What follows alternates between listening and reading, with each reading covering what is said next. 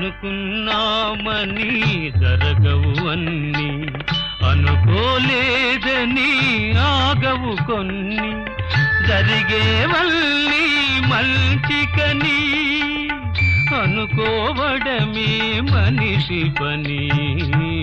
నీ సుఖమే నే కోరుతున్నా, నిన్ను వీడి అందుకే వెళుతున్నా. నీ సుఖమే నే కోరుతున్నా.